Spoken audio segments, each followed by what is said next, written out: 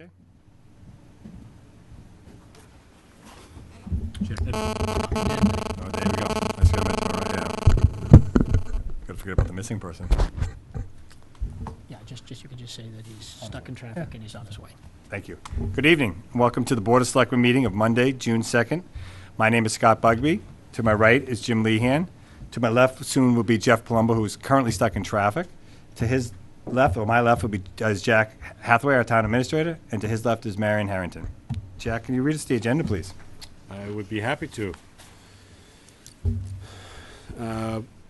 First order of business, we have Robert McGee, the DPW Director, to discuss Chapter 90 and road programs, street excavation policy, water use restriction letter. I should also note we have Tom Benedetti, the Highway Superintendent. We have the Town Administrator report, including action items, including opening the fall town warrant.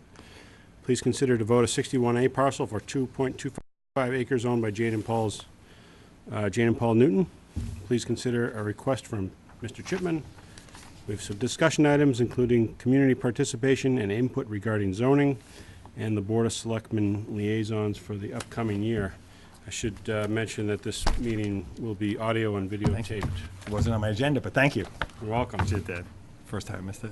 Just trying to set you up, that's all. Yeah, I should have forgot. Thank you, Jack. Why don't we do this since we're waiting for Jeff? We can at least we can vote to open the vote to open the fall town meeting. Do I have a motion? So moved. Seconded. All those in favor? Aye. Aye. We should actually say this. So the final warrant articles are due by 4 p.m. on September 4th, which is a hard and fast date. Right, Marion? Right. Okay. If we get the right chairman in place, it'll be a Hard and fast date. No slipping this year, Jack. I promise. That's for the advisory board. Great. Perfect timing. Palumbo. Bob and Tom, you guys want to join us up here? Thank you. Mr. Palumbo, welcome. Welcome, Jeff. Thank you. Thank you. Look forward to serving with you, Jeff. Oh, it's a pleasure to have you. We'll see what he says after a year. Yeah, exactly. That's okay. Still might be a pleasure, but I doubt it. Hi, guys. How you doing? Good, thanks. As always. Good time off to spend. Where do you want to start, Bob? Well, I brought the three things that we're really talking about. I'd like to save the Chapter 90 discussion and roads program, pavement management for last. Okay. If we could turn to just a water use restriction. Well, we have a bylaw that states the water use restriction. But what I thought we'd do, and my water superintendent is not present here, but put together a little notice here for some of our residents that are probably sprinkling their lawns and irrigating their lawns at the wrong time of the day and at all, according to the bylaw. So what we thought we'd do is we'd put this together. If you're looking at this. Am I looking at the right thing? No, this is, Yes. Yeah, by Marion. it's not that, Jim, it's the, must be something else right there. Jim. Oh, okay. I didn't have it. Yeah, sorry. It was in the packet. No wonder I wasn't looking at it. But anyways, it's just a little letter we thought would go by, and when we see people, using irrigation, mostly at the wrong time of the day, there are ways to, get green grass, and we're rarely concerned about our water and our supply of water. So we thought that we'd, with your blessing, put together this short, informative little piece of this notice that could go to as almost like a house knocker, but in the mailbox of people using sprinklers. It's very politely written. It's informative. It tells you how, if you look to the back of it, it shows the bylaw, which is not as important as what follows the last page, and it's just some helpful hints that's also can be found on our website. So what's going to go if you see someone using at the wrong time? It's just this letter here where it says "Dear blank," or you put in the whole, or how does it start first? Aren't you going to do it in the water bill? Well, no, it's how do we have a bylaw that says you just Yes. can't do it, Right. And that's really hard to enforce. I mean, it doesn't get enforced unless it starts at this level of government here. But people are going to water their lawns, and we know that. But there are times when there is just a blatant waste of irrigation, and that could be in the noontime sun the wrong time of the day or while it's raining out. There are just some times where it's in your face, blatant, not good for our water supply. And the letter states that we're trying to conserve water, and we need water redundancy and supply for fire protection as well. In our summer months, the tank levels go down. When it gets hot, the sun comes out, the tank levels go down. And it's worrisome when you sit there, you think, now, if we ever had a fire, that would empty a tank in a few hours' time. So we're always vigilant, with water management, and I just thought that, you may not have seen this before if you just took a look at this cover letter, and we just got your thoughts on possibly, passing this out when we see these abusive types of watering. Yeah, sure. A couple of questions, Bob. We have a bylaw that says you cannot have an automatic sprinkling system on town water. There are hundreds of homes, probably, be my guess, that have it. And we don't do anything about it. And I guess I'm okay with that. But question you probably can't answer, but why do we have a bylaw that we don't enforce? Why wouldn't, if it's going to happen anyway, every new significant home that's built in town puts in an irrigation system. The guys that do it, we all know who they are, know we have a bylaw, they still do it. You found one where they hooked it up outside of the water meter. So the guy was watering his lawn and we didn't even know it. We weren't even charging him for the water. Wouldn't it make sense to if it's going to happen anyway, to regulate it, to be sure it's done right, and that it's hooked up correctly, and that it's being measured correctly, and we don't have these kinds of situations? And because we're not going to run around all over town looking for people with irrigation systems. It's just it's a kind of a bit of a dilemma to me, and I get hung up on having rules that we just ignore. Get rid of the rule.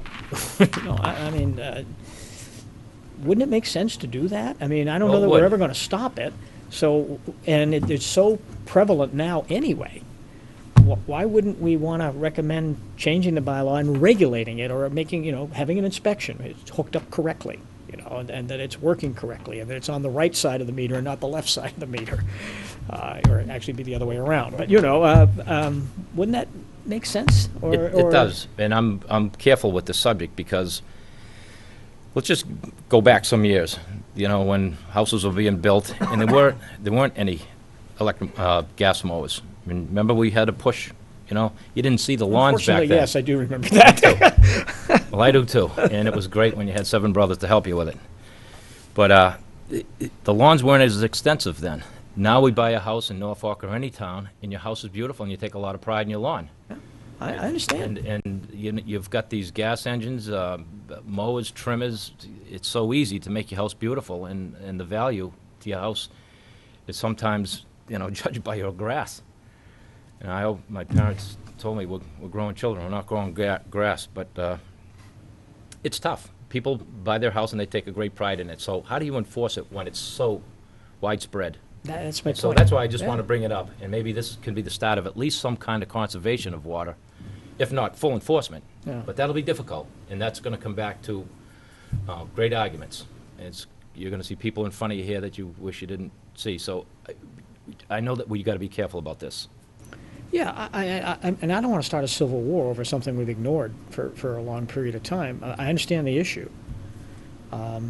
But, there are a lot of people that have legal irrigation systems because they're either put in a well or they're on well, and we don't control that. It's legal. We water Town Hill on well. You got to sign well Yep. water. It's just, I don't know. It's, what do you do? I know we have an issue with water. Period. We have a significant issue with water, but it's something that's sort of out of sight, out of mind for folks, and I don't know the answer, guys. It's just always been kind of a dilemma for me.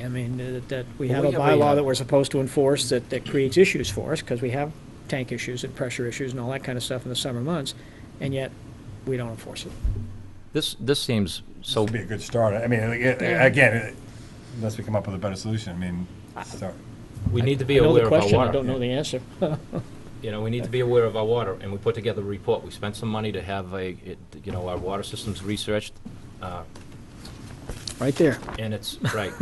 So we Yep, have a, I've read it it's not the several master times. plan, but it's Yeah. a water assessment plan. It tells us where we're going with our water and in comparison or relative to where we're going with our building. And at some point, we can't handle the building if we run out of water. Right. This is a big contributor to water usage. It's just an enormous amount of water that's going into the lawns and the irrigation. So I thought, at least for now, we can always continue to talk about this. We don't need to, Yeah, but the summer's here, so, Yeah. I mean, you either do it or you don't. I mean, you can't start it in August, so,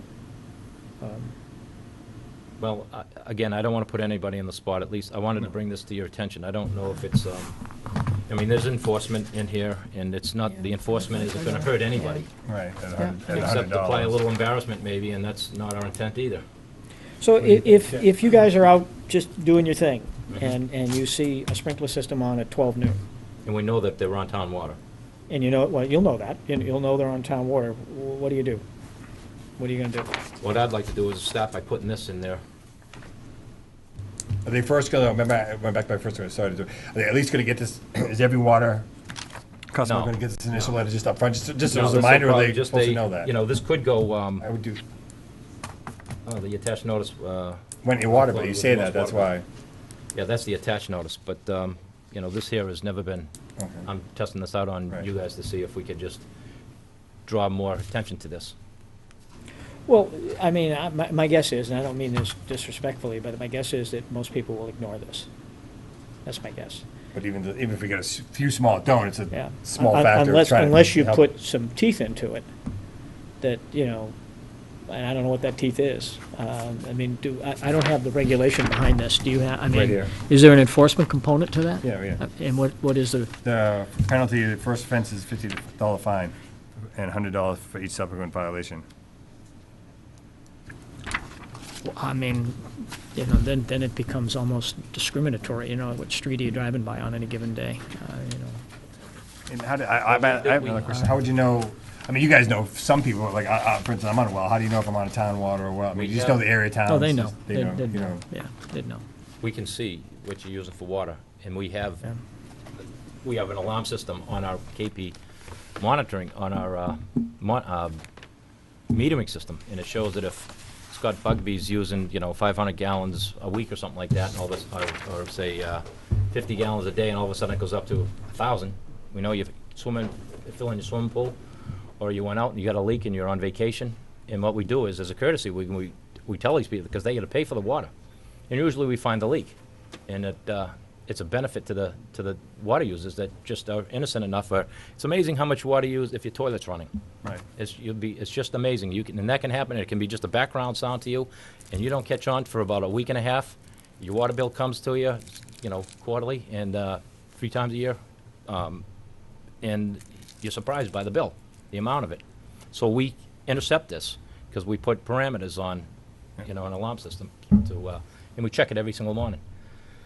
Sometimes we have 500 people that go over a level of their average usage. You did a report 4 years ago, maybe 3-4 years ago, was it, Jack? Where we had a listing of all of the water users, and you broke it down into, I think you had like the top 10. I mean, and it was obvious. It was clearly obvious.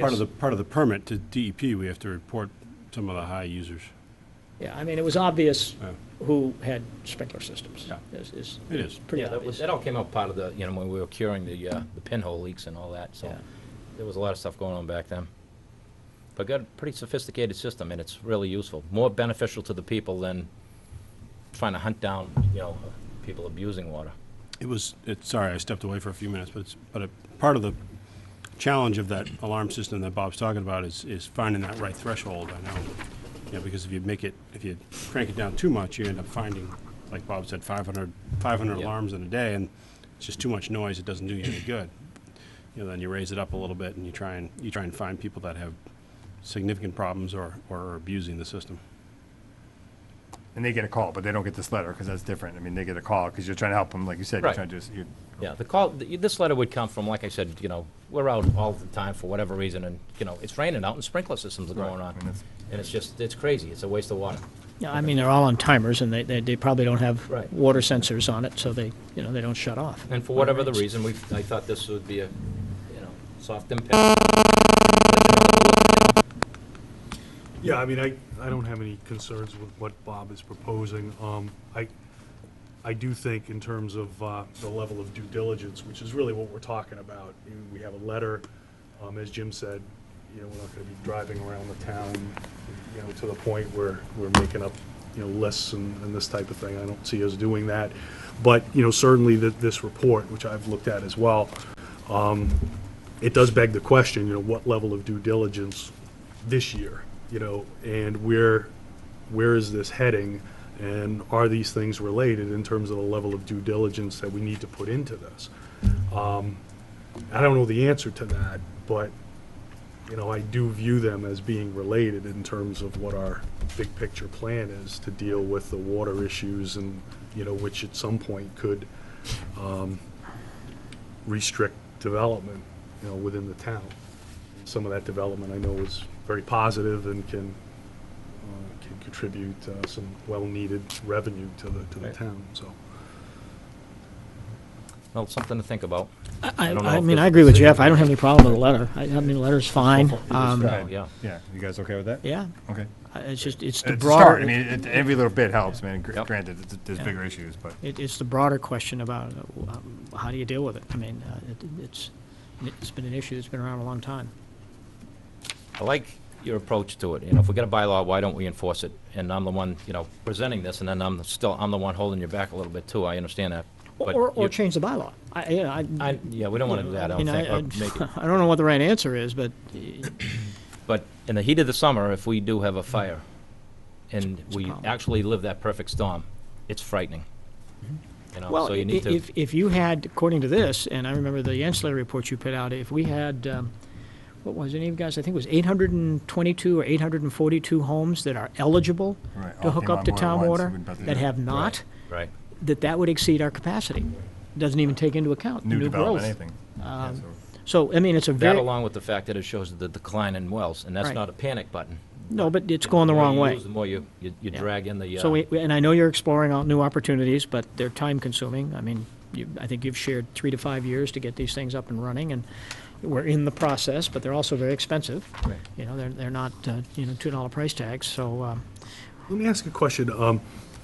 Back to this report, one of the questions I had to do with the assumption that the 840 some odd homes, if they converted over, and I don't know what's a reasonable assumption there. I guess if there's some issue with, groundwater or what have you that becomes a health issue, you could see a large number of people all of a sudden need to convert over. I don't know that any of us anticipate that, but so I'm not sure. That was the only piece of this report that I didn't fully understand in terms of the assumption regarding the number of homes that are currently not tied in, but But might. the supply passes their property. So that's one question.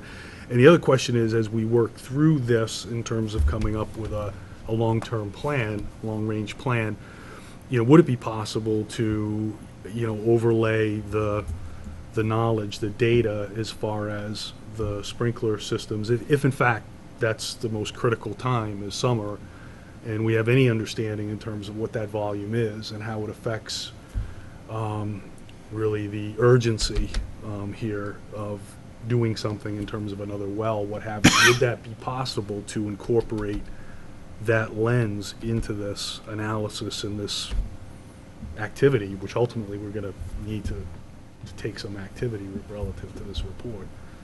Well, may I ask that? go ahead. Bob, just one second. I don't want to take it away from Bob, but I can give you 2 very specific examples of the first question. Because they happened to me both times. I used to live up in your neighborhood, and there was apparently some old issues around a garage that some things had been sort of allowed to seep into the ground, and we were all on still well. And our well wasn't tainted, but several homes along the street were. And so, town agreed to put water down. It was a betterment. And so I think, if not all, but the majority of those homes now have hooked up to town water, because one, it's an older neighborhood and the wells die, and the homes are reasonably close to the street, so it's not a big deal to hook it up. I live over in Frederickson, and no town water there. We're on well, and one of the homes right in the front of that street had a leak in his oil tank, and 150 gallons went right down into the water. He didn't know it. 150 gallons went right down into the ground.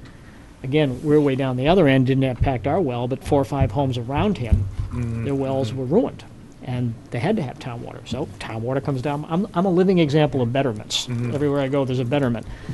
But if I'm still on well, but I've been there over 20 some odd years. If my well goes, I'd hook up to town water.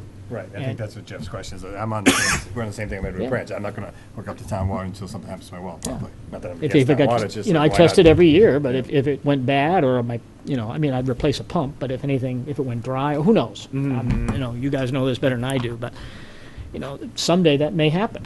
And I'm fortunate that I got town water at the end of my street now, that, it's gonna be a long hole that's gotta be dug, but, it's better than not having water. So I'm grateful that it's there. But I wouldn't sign up until something happened to my well. But up in Stillwell, I would bet you that 95% of those homes now, I may be wrong, but I'd say close to 95% of those homes hooked up to town water. Yeah, I think you're right, and I live in that neighborhood. I know, so, you're right yeah, around the yeah, corner, So yeah. I'm on town water. But 842 versus picking over 100 Mm-hmm. or something like that. I just put it out there because it was the only piece of this I didn't fully understand in terms of the justification for that assumption. How much of a worst case scenario do we need to? When we put that in there, Jeff, there are assumptions that if everybody went on next Thursday, 800 something, this is where we'd be. I can't imagine that happening, other than little things like, not little things, big things like what Jim just mentioned. Like Otis Air Force Base, if you remember what happened back Yes. years ago, Yes, I do. something like that. Then we start really worrying. But you asked the question, can we supplement that report with usage, possibly by use of sprinkler systems? Well, it's Is that just the a second thought. I mean, in terms of, you talk about the level of urgency, criticality. I mean, in terms of, personal health and such, in terms of people, having adequate water for hygiene and all those types of things versus irrigation. Is that helpful to at least understand, how much of that activity, that usage is driving this? I mean, and maybe it's a small piece. Maybe it's the difference between, having something in place in 5 years versus, 6 years or something like that. But I'm just trying to get some sense as to what the relevance is of the sprinklers and the irrigation. What and percentage the of usage, concern? Yeah, we have reports that show usage, just like almost the solar panels. We can monitor, the energy saving. We have reports that show, and we can trend back to, 10 years ago to see how the usage is being used. And you look at July and August are the greatest months out of the year that water's being used. I don't think you have to assume anymore. Nobody can drink that much. It's sprinklers, it's swimming pools, and it's those things. Slip and slide. The good news is, and the timing is a problem, but the good news is if 800 people all of a sudden tell us they want to connect, that's $2.5 million of income that we get, We'll pay for the well. that would pay for the well. The bad news is the timing of getting it approved by DEP is the challenge, but you would think if there was a crisis where all of a sudden 800 people are coming to us, even they would work with us a little bit. Yeah, I mean, I know I know we can deal with it. I understand that we can deal with it. I'm not saying that not gonna have water for people, there's always a solution, always. But I don't know, not something I'm gonna get hung up on. It's just always kind of frustrated me that we have a bylaw that Educate we and we enforce. consciously choose to ignore. Yeah. Part- Last thing that it helps a little bit to know that we do have some interconnections with other towns, that if we did get into a jam. two things wrong with that, is it's not our water, and they can shut us off anytime, other than we have an intermunicipal agreement with them. If they have a problem, you know, They'll shut they us can off. leave us. They'll take care of their people first. And, Yeah.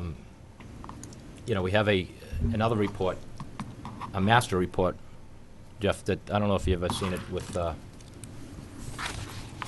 it's just, you know, it's just more water information, and, you know, one of the things on the report is that we want to, first we need to find new source development. So we're out there actively looking for places to dig and get another well in. It's not that easy because you're dealing with the DEP, and there are some governing forces against us. And looping is another system. Intermunicipal connections is another thing. So there's another pretty interesting report if you ever get into it and you want to read some more up on it. Maybe spending too much time on this, but I know you've made a lot of progress in this area, so I mean, I think it's wonderful we're in a position where at least we have this kind of data, which Right. a few years ago, I'm not sure Well, that would have been possible. So. that there, I mean, how many subdivisions can you approve until we run out of water?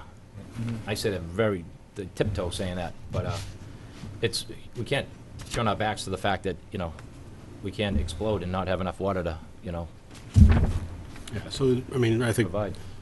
the bottom line is, you know, one of the number one priority for the water department is to find a new source, just so that it's not for future growth. More importantly, really, just for redundancy, so that if we lose one of our wells, we're not in a critical condition. Thanks. Want to do excavation policy next? If we could. Yeah, please. This is just something that I've noticed since I've been here and stuff like that. We have a regulations for excavation book, and it's just it tells people coming into town that are maybe installing a water system, or back to water, a new service line, a drain line, a new driveway. So street opening permits. The first couple of pages of this were kind of like a little bit unclear to me, and I just wanted to clean it up a little bit. And it's not that it deals with so much an increase in fees, actually no increase in fees. I just wanted to make it clear that when people come in for their permits, what are they paying for? Now I can, at the thing that I passed around to the selectmen, I hope you have that on cover. It kind of bullet points everything. And so on this fee regulation book, first thing it says is, you know, it asks for like 50 cents per lineal foot for a minimum fee of $50. But actually what that is on the permit, it's an application fee. It's an administrative fee for our office workers to, you know, process everything and do the runaround and get all the signatures right from the town administrator back to us. The second thing is there's we want to ask for a minimum highway inspection fee to go from $50 to $100. The old one here on the second page says an inspection fee of $1 per lineal foot. So if somebody, for instance, were to excavate 6 feet, we really don't need the $6. Really, we need to charge a minimum to go out there and inspect. You know, so that's really all that is too, and that's what we do anyways. Can I ask you a question about, sorry to interrupt, because I know you changed it somewhere else, because in this thing we have, you highlighted the maybe. In that language, I noticed you have that $1 per lineal foot may be required. Do you want to just put that will be required, or do you want to leave it open? I assume this goes back to the enforcement of the Well, sprinklers. Do you this want is, to say what, may? you're reading the old one, where did you read it? Under this B here? Yeah, new but that's the says old one, so must- that's yeah, getting The new one is changed. a must be. Where's the new one then? It's attached to this. Okay. No, it's on this one here. Oh, sorry. Must be paid. My bad. You know, if you just move this and, you know, it's almost like I should ask you if you want to just ask questions, but these are the changes. It's right out there for me, instead of me reading every one to you. What does the water inspection entail? Well, when they go out and they make a connection to our water main out in the street, they're now within our right-of-way, and they dig up the street. All water mains are down, you know, very close, if not consistently 5 feet in the ground. Every time you put a water main down a street or a subdivision, and you know that there's a buildable lot, we come out with laterals, and we call them laterals. These are service lines that go out to a service, a shut-off service that position is probably what you call the back of the sidewalk, the back of the That's town's that layout. little round thing that's on my property by my mailbox. No. You've got town water. You've got town water. No, I'm on well. I mean, you're on well, so you Right, wouldn't but have I it. have town water in front of my house. Oh, you have it there ready to And receive. I You're have a right, little. exactly right. I got a little thing there, just right next to my mailbox, which I assume is my hookup if I ever wanted to Right. get town water. Did we charge, we should charge him $50 for that. I'll look into that. You charge me a whole lot more than that, I'm on a, I got a betterment. But anyways, but that's, and then, you know, when they Thanks, backfill it, Tom. and they're Thanks a lot. touching our water at all, you know, we're on it. There's just, you know, Right. threats of contamination or just shoddy craftsmanship. Don't want to go back out there in the middle of the winter if it isn't done properly, and it's just a $100 inspection fee, which is really nothing. So we check the backfill, and we know that that trench all the way up is something that we can get back at and re-excavate, and they're not throwing boulders in it or doing anything harmful to that line. From the curb stop to the house, it's private, and we still inspect that too. So, Was there back and forth required, or just one time? no, there's a couple times. Sometimes we'll go, you know, 4 times, whatever it takes. But, you know, it's not that we're after the people for their money. You know, we're not looking to, you know, raise revenues through this process. We just, we put them on record what they're doing, and we make record that we did see it go in. They sell the house, they want to know that it's been done. So each time you go With back, is care. it $100, or is it $100 covers as many times? you 100 do it? covers, that's it. There's, you know, later on in this here, you'll see, and very shortly I'll explain to you, it may be a longitudinal trench where it requires a little bit more in the meeting as well. I'm okay with that. Yeah, no problem, Jeff. Yeah, I don't have any problem with that, Bob. And the last thing on that page 2 was just to change the format. And that's all it is. If we're saying here, highway fee, then water fee, administration fee, then that's the way it's set up on the actual permit, so it's really, that's about it. Okay. Okay, that's fine. There's a little mention here of an acceptance of a bond, where it says in here that we'll keep a bond up to 25% for a certain period of time, and I just want to change that, we may instead of will. Because in every case, we don't need to hang on to a person's bond. Do you- We're If satisfied. a resident hooks up to town water, do you require a bond? Yep. Well, a resident would hire a contractor. Right. The contractor should be bonded. Right, and he presents that bond to us, whether it Okay, be in cash but- or surety. But there's no fee associated with that to the resident. That's the contractor's obligation. Indirectly, I guess. Well, I mean, Yeah, he puts charge it it back in to- his fee Yeah, right, yeah. indirectly, but, Right. okay, all right.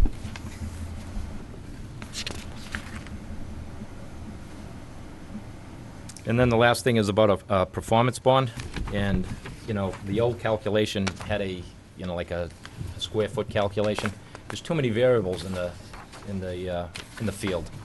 So when we have a permit come in and we try to establish a bond for the job, I try to get a conversation going with this person. I want him to put a drawing on the back of the permit showing us where in the street is he talking about in proximation to his house, a phone pole or something like that. And then we keep that on the permit and we have a record of that. And depending on, you know, how long it is or what kind of digging's going on or the time of the year or something like that, the bond could fluctuate in price. And it's, you know, again, it's money that they're gonna get back. So whatever we establish for bond, is just to cover the cost that if they were to run off to Florida or something like that, we'd have enough money to finish it, pay another contractor to finish it.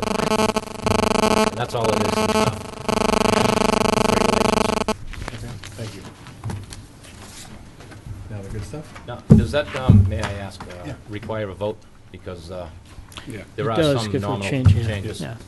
I move to approve the recommended new fee structure. Second? All those in favor, say aye. Aye. Aye. Aye. Last up, and this is anywhere from fun to heartache. Not really. I think we're going in the right direction. I was, first off, real pleased that the town chose to accept an article and put up some money for some of our, some of the streets that they're in need. I thought what I'd do with this conversation here is, I don't think Marion made copies of this. I made copies. Our office made copies. I was just going to pass this out, if you can, take a peek at that. First up is our Chapter 90, open projects. Got one more? One for Marion? Yeah, that's fine, yeah. Yep. Thank you, sir. Well done. And I just wanted to show you guys, we track this. It's available for you anytime you want to see it. But these are projects. So the state gives us money every year. We sign a contract, and we have a certain amount of money every year. We come to the board with a request for with a project request, you bless it or you don't, it goes to the state, and we have now money to spend on a descriptive road. These are the names of some of the projects that we have open right now. When I say open, when we conclude a project, we know it's done, we submit a final report to the state. If there's a balance left in that, then that just goes right back into the pot, continuously assigned to the town of Norfolk, our money. So these projects are open. Some seem a little bit old. We could close them at any time, but and some of these are supplemental to larger projects. Just as an example, there's a subdivision being built, Fern Ridge. They're obligated to do some certain work on Turner Road. When they do that, it made sense to me to continue the paving down the street. So we asked for a supplemental, a project request, just $10,000 to supplement that. So there's different, little different reasons as why we're doing it. Again, if there's any questions on this one here, I've got a few more things to move on, but that's what's open right now. So the ones that are, you've got 4 of them that are showing in the red, are those, you going to come back to the board to ask for a supplemental, or is No, that just, it's within they're- a tolerance? We're done with the projects right now, and what Karen does is she waits. Actually, this may be a lapse in time where she just, last week, as a matter of fact, closed out a lot of projects. So we wait a couple times during the course of the year, and we just put them all together, write a final report. So it's there. It's just something, it's our spreadsheet. We could just simply take off. Oh, sorry, you've got line items within a bigger project, so you don't the project is actually in the black, just, Can Right, you- that 192,000. Can you tell me may I? Yes. John? Can you go down on the bottom of the bridge and culvert improvements? Yep. You've got the same 2 projects, Right. one's an addendum. Can you just Yeah. tell me why? Both of those projects, when we first started them, some projects you go out and you need some money just to get a study done. Yeah. And I did that along with thinking that I could do some of the actual work and maybe conclude it. But after we had, Diamond Street culvert, for instance, that failed to the point where the money that I had requested originally just wasn't going to cover it. So you thought it was going to be about 28, you spent 22, Right. and now you're saying that it's a bigger deal, you're going to need another 27. Right. So, okay. And Got it. now it requires a buy. So it's a $60,000 project. It is. Wow. It is. It turned into something else. I can't expect you to remember everything, but I do remember presenting that. And Oh, no, I it know was you did. kinda like, No. I just, know, just something, Yep. it got worse and worse, and, And the br- same thing and- with Lawrence Street Bridge. It's just Right. Okay. a lot of things are gonna go, some things may happen to Lawrence Street in the future, but, if you remember, especially talking to you, Jim, that if there was something that we could do to maybe buy another 5 years, it'd probably be smart to do Yeah, that. that bridge is bad. Yeah, Yeah. it's aged, and it's, it's holding up well, but it's starting to 1914? Was it 1914? swallow. Something like that, Yeah. 1911 or something, yeah. It's an old bridge. But there may be plans for that street and that bridge too, but right now, it'll be comforting to know that we can do something there. We got kids going over that in buses and, Yep. So that's the open projects report. Okay. And again, anytime you wanted to visit that, you can. On the second page, you can see larger balances. Right now, uncommitted, we have, $44,000 from last year. That's not counting this year. This year is 290 or $390. 390? well, Not signed, but yeah, Well, what was the actual versus the proposed? well, it's still not actual. It's 390 as presented by the legislature, and but we suspect the governor will only end up signing about 280 or 290. That's what I of that. thought. I just thought I'd Okay. show you that. I'd also like to bring to your attention, put this stuff in here. This year, the governor passed a bill to fund potholes. It's called the Winter Rapid Road Recovery Program, WRRRP. It's calculated just as Chapter 90 is calculated, with apportionments going, to each town in a percentage. Norfolk has been granted $58,567 which I've already found a home for that money. Which hole did you fill? That's 2 potholes. But, yeah, I won't spend a lot of time on this either, but I didn't even know, maybe you knew and you forgot or something like that, so I just thought I'd bring it up as, you know, it's good news, and it's nice to Yep. know we got a little bit more money to work with. And last year, just going back a little bit, the open projects, you'll see, one of the open projects we had was for, at the bottom, there was a $192,000 request to overlay, and all it is a structural structural lift to a dozen streets that we did. And what we wanted to do was Park Street, as you know, was probably the worst.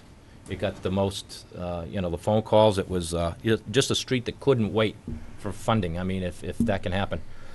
So what I did was I swapped out Tucker Street, which was on there, and which is coming back, because Park Street was in that kind of need. And that wasn't enough money either. We supplemented it with this pothole recovery money. So there's going to be a balance in this $58,000.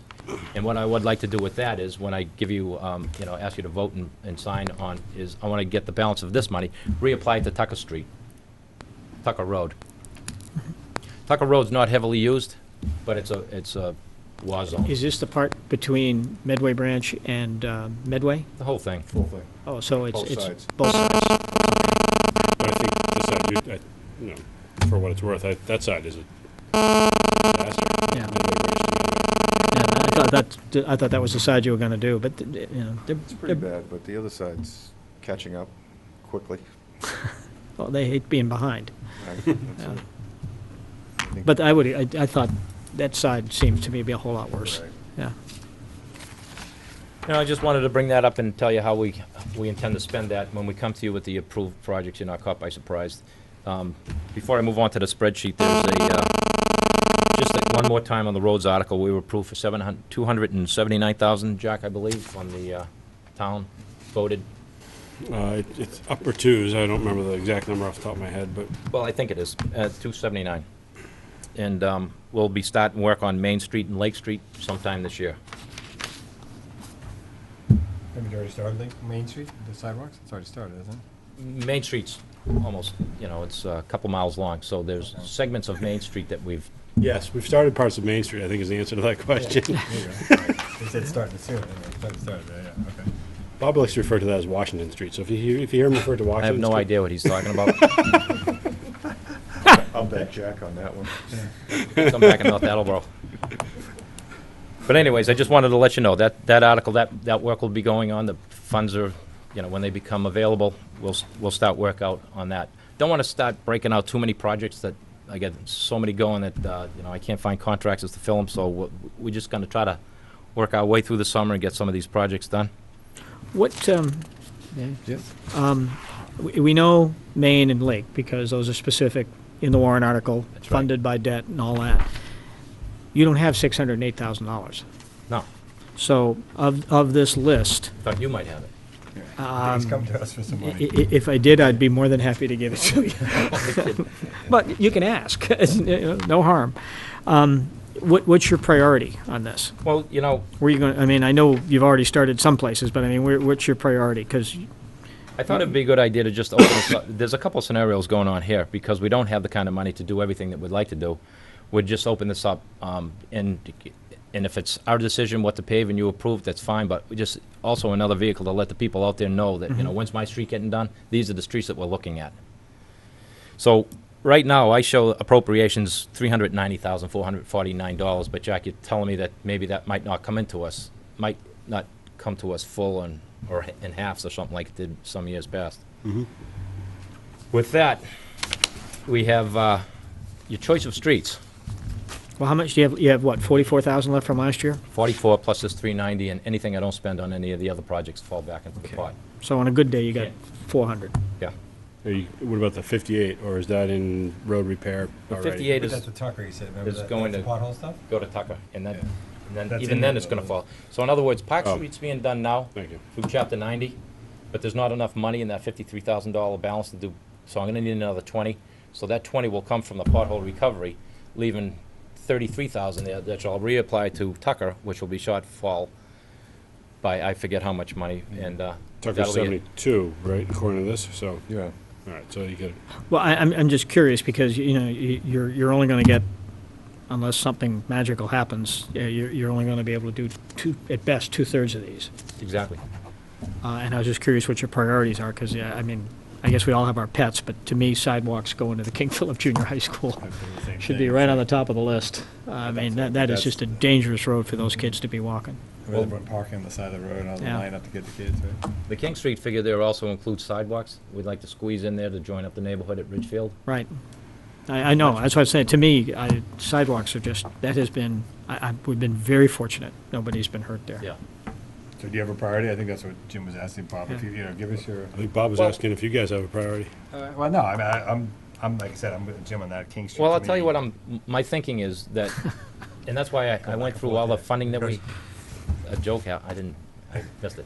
I think there's a lot of cone of silences working around here at Gotta the read that. table tonight. We're known for having 5 or 6 conversations at one time, so it's no big deal. It's when we start answering ourselves that you need to be concerned.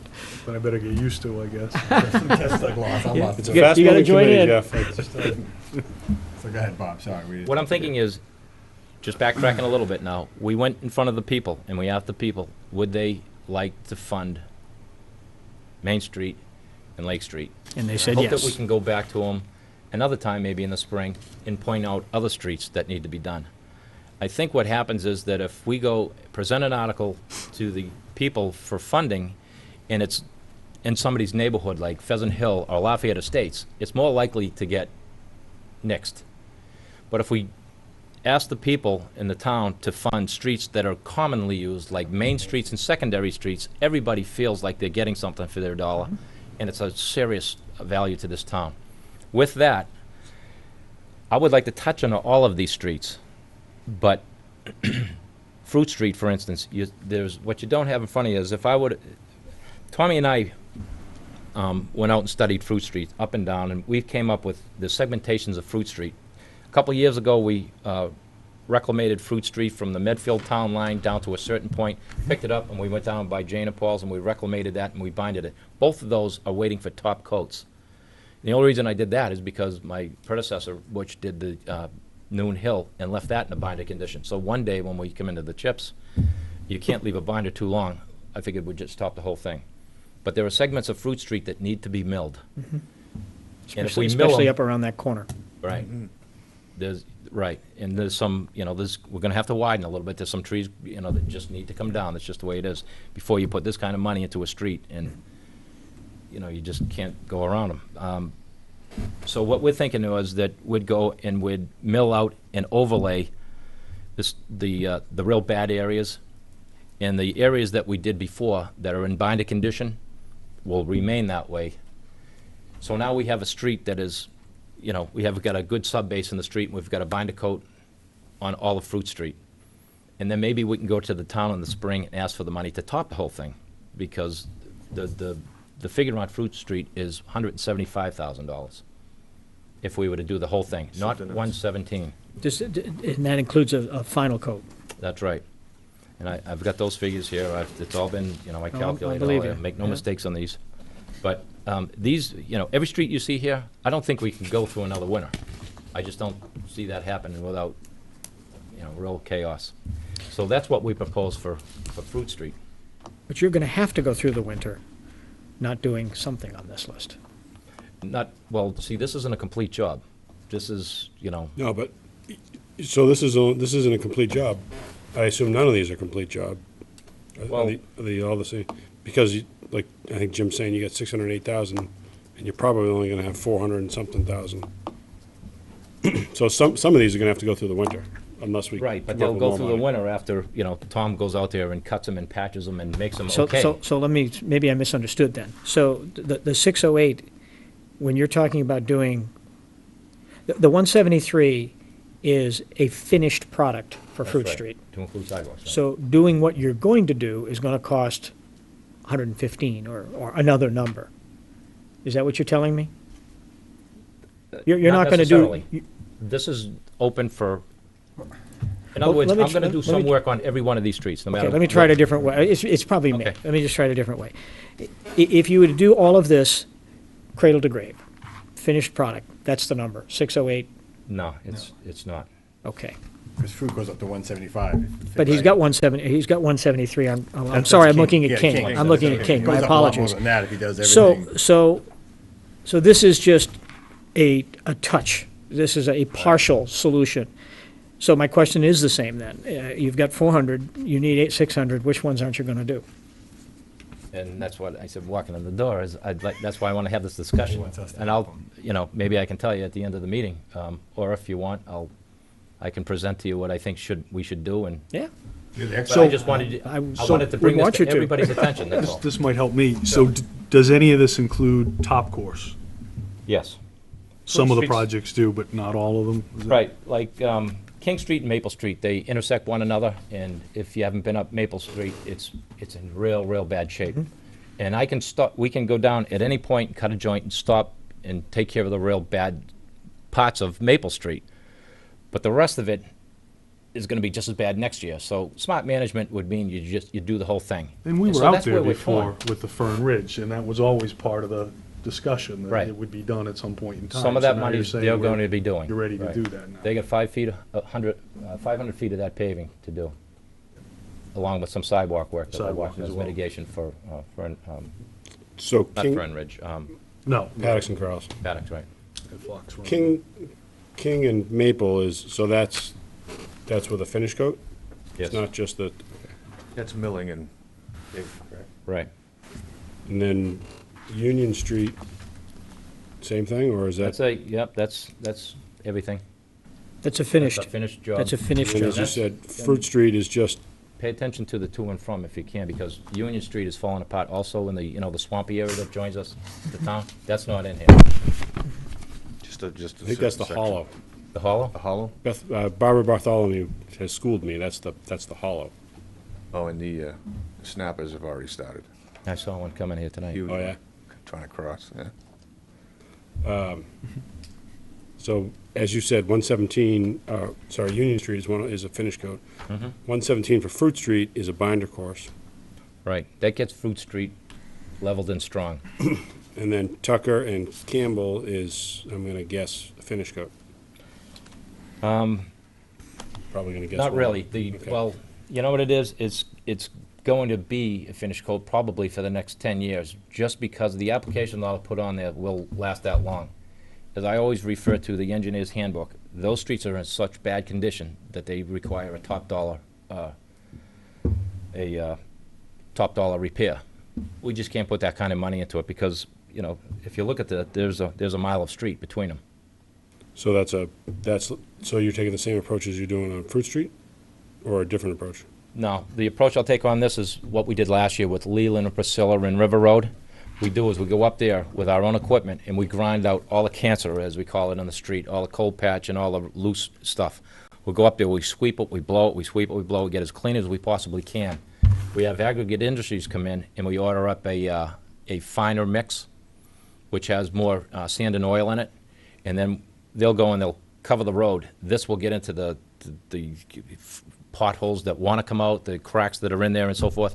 Then we go back to the beginning and we lay out an inch of asphalt.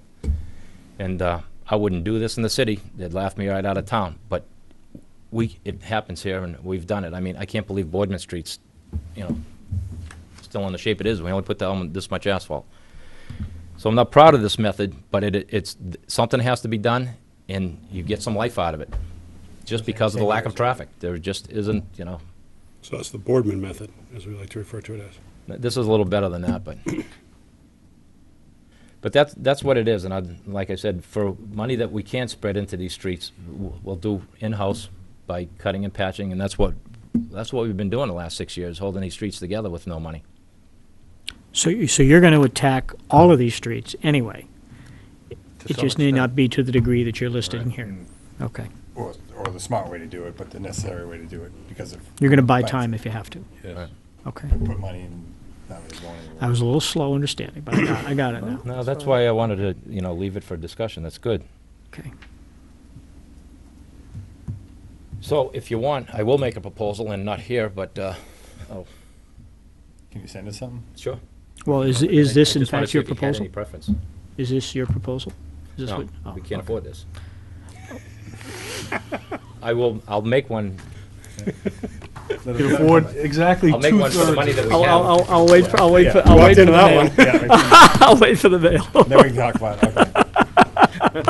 I mean, for, you know, to me, not that I get a vote, but, I mean, Fruit Street, King Street, Maple Street, Tucker are almost all, they have to get dones to me. I can't think of Campbell Street.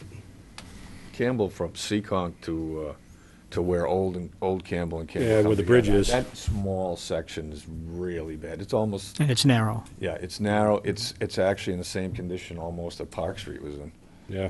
with that, uneven, a lot of delamination, a lot of. But it's not a heavily traveled road. It's Yeah, not- you don't get people of the. Well, you do, with the actually, because it speed. goes into Walpole. It so goes you- into yeah, Walpole, but it's yeah. not really a direct route to anywhere. Most people go Main Street to West Street to go back and There are, forth. yeah, to and you Walpole.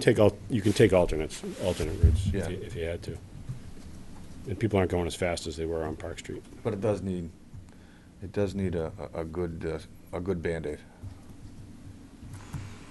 But I agree with Okay. those streets. That's the way I see it. I mean, we haven't talked about this, so you're right on with my way of thinking.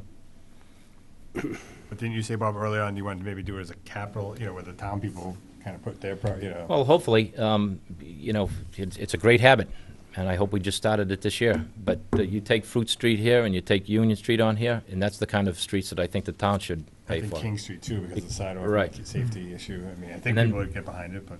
My idea is to get to a point where we can finally get into these neighborhoods, and they're absolutely atrocious. I mean, how many times do Ridge Road calls everywhere? And, when are we gonna get there? These are original pavements from the 70s, still sitting there. I hate to prolong this, but let me ask it's probably a dumb question. And you, no, yeah, there are. Does it make sense to, and I don't know whether it's tolerable, but I mean, is it, and you hate to pick out one or two roads and say, we just gotta wait.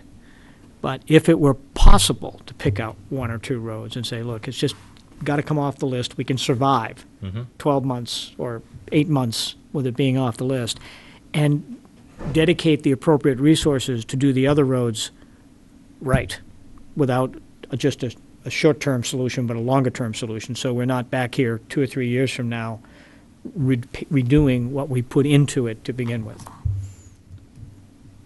Am I making sense?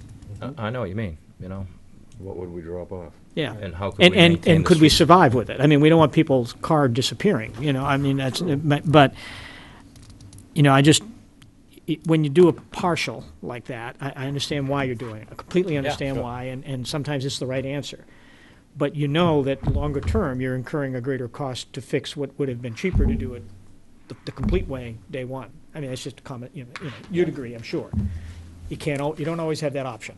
Yeah. And if these roads are in a situation where the winter will hurt people, you don't have a choice. You have to do what you have to do to get us through that, and we've got limited resources, and I understand that. But if there was a road or two, if something could come off that wouldn't create that level of concern, would it make sense to look at it differently? Just a question. Well, the answer is yes. You can take Union Street, we can just patch our way through the winter on Union Street.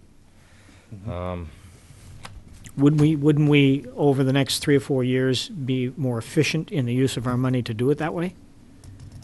Or am I just not, I mean, you're a road guy, I'm not, so I'm. Yeah, I wouldn't have made whatever presentation I did if I didn't think it was gonna work. It doesn't sound, like I always cite that engineer's handbook, which there's a repair method for the condition of a street. When it's so bad, it just can't be repaired. It needs to be reconstructed or reclamated. Now, we've got probably more money now than we've had 6 years ago when I first came on and stuff like that. We were just patching streets together. And we had to do something. And what we did in a handful of streets was we did that method I told you about. We Yep. cleaned that street up so you could eat off of it, got all Park the Street's loose particles great. out of it. Yep. And as long as the foundation of that street still had its crown and so forth, we put an application on that you wouldn't normally do, and it's still out there today. That's like So Boardman. I'm, now I'm changing my mind on how things should be done, and, I know the right way. Mm-hmm. And if I do my pavement management, you're always gonna see the proper way to repair a road. But some of these people would faint if I didn't do something to these streets, I'm not suggesting you don't, I'm just asking the question.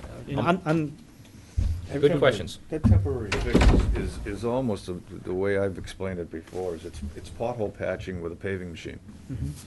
And you just, you're not patching individual spots, you're going over it with something that it is structural, it's holding that road together, like Bob said, it's filling cracks and potholes, but it's not the correct way to be. but the road has to be on the bottom foundation part of that road, it's gotta be pretty decent to Yeah, do it that, does. or it'll Right. crumble apart, okay. Yeah, you have to have a good base. So then you're gonna come back, Bob, with your I will. final recommendation, thoughts? To like Tucker Road, for instance, and I won't beat this up, but Tucker Road, talk about people doing, the right thing. There's, the people got together there, they got some 50 signatures, and they said, we want Tucker Road done. I mean, you can't ignore that. No, absolutely right, One way or the other, we gotta do something there, Yep. okay. Those people have spoken. Bob, Last is there thing any on help, in the sidewalk fund, from a planning board perspective?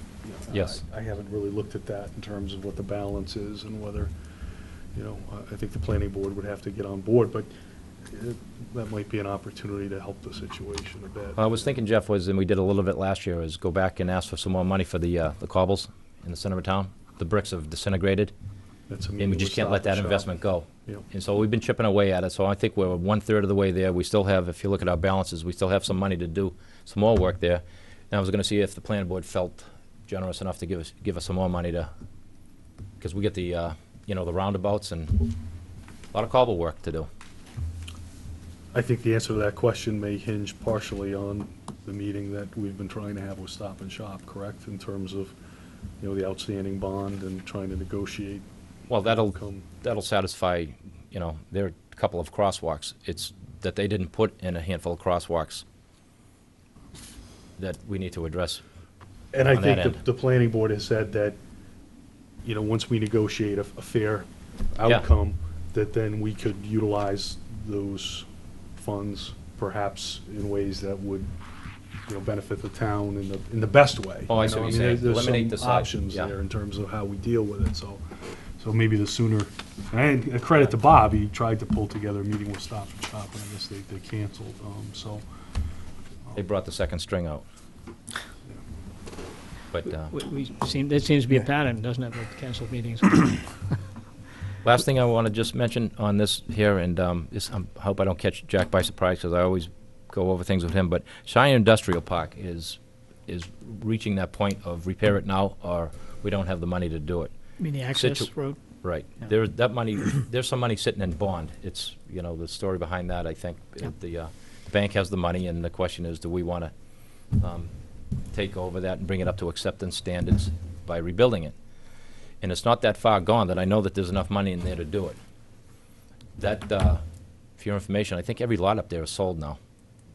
Maybe, one went up for sale because they went bankrupt, a big building at the top, MP Masonry. But, Why would we not do that then? Right, I don't see the downside, what would be? well, because some people might say, wait till there's more development going on up there, because all they're gonna do is rip up Oh, the you're pavement right. that I put down. But if you don't do it now, that's a street that's gonna have to go into reclamation or rebuilding. The curb is standing up good right now. Some of it's, has fallen over and stuff like that. We have, the infrastructure looks pretty good. We popped a few covers. There's some adjustment brick work needed and so forth, but if we got it now, we could get it in under this kind of money. And I say we do it, because the longer we wait, I mean, that could, be, just because they sold all the lots, Right. they might not be building for 6 more years. Then Right. we've lost it all. Why do you say lost? Because the bank just goes? No, Lost that the means that we're gonna find out, Oh, we're lost gonna the need road. more Gotcha. money. Yeah, I got you. So now you have to, okay. So you lowered the elevation of the catch basins, right? No, I didn't. You didn't end up doing that? No. Yeah. We wanted to lower the elevations because the plow drivers Yeah. were going through the windshields, but, It's bad. not really. We had one guy that did just good. Yeah, He's probably still shaking, but, yep. can't do another winter like that. If we don't rebuild the street, I gotta drop the basins, because they're up right now to receive that 1.5 inch top coat. What do you need Yeah, from us? I saw you working on those a little while ago. Just one little last thing here, because I'm boring you now. Well, what do we do to do that? We have how do we move that forward? If we wanna Well, use- do you need our authority to do Yeah. that, or you just do it? Well, we'll need you to sign a contract with the bank to take the bond, I think. At least that's the way we did Well, it. is it a planning board issue at this point? And eventually, it's Planning board everybody's. drove but- the Annalore Circle one, so it probably is a planning board. So it's not us right now, or at all? No, just to give Bob direction, I think, I would to go do for it. I would go for Okay, it. you do. Yeah, I Yeah. think would be smart to do that. Yes. They're also bringing gas up there. It's stopped halfway up the street, and they're looking to go through our, back of our sidewalk up there. They bring gas to the top of the street. I met with the property owners up there and the gas company, and we're gonna move forward on this if they can decide they can afford it. Because it's gonna come at an expense to the property owners. The gas company has asked, and maybe I'll ask you right now, if we could put together a letter saying that we have intentions of moving our police station up there, because it figures into a calculation that drops the price. And if it's even, your projection is for 2016 or something like that, that's fine. But to know that it's not in limbo, that would We can do just raise the cost. Certainly is the intention. That's it, gentlemen. Okay, thanks, Bob. Nice to see you both. Thank you. Do you have another question, Bob? No, it's just, the only other thing that came up today, actually, was I got an email from Algonquin Gas, who had wanted to put a gas line through part of Norfolk 6 or 7 years ago. And they want to meet with me and Bob sometime in the near future to revisit that. They ended up doing it, either they canceled the project, I don't know if they did it somewhere else or what, but because of the gas needed in this, the demand in this part of the Commonwealth, they want to look at that gas line again. So.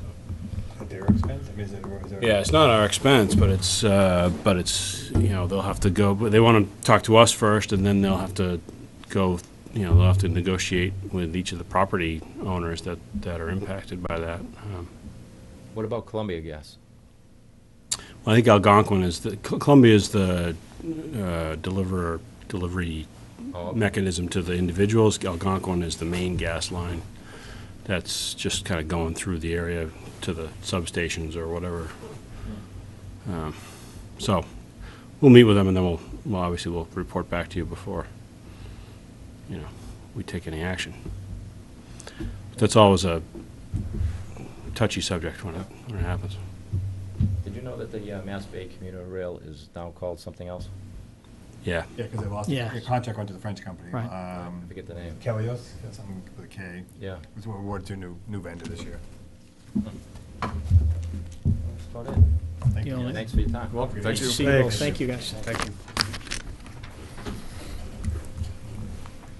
What's next, Jack? Do you want Jane and Paul's?